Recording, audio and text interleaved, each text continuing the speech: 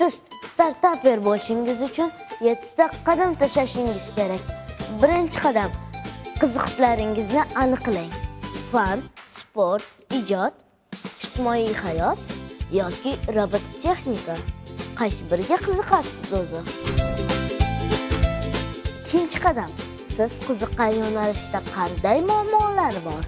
Izlang, o'ylang, kuzating, boshqalardan so'rang va oxirida bir muammoni tanlab oling. Uchinchi qadam, tasavvur.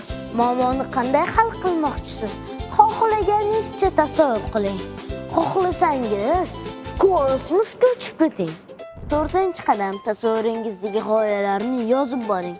Yozing, o'chiring, yozing, o'chiring. Bo'yab tashlasangiz ham mayli.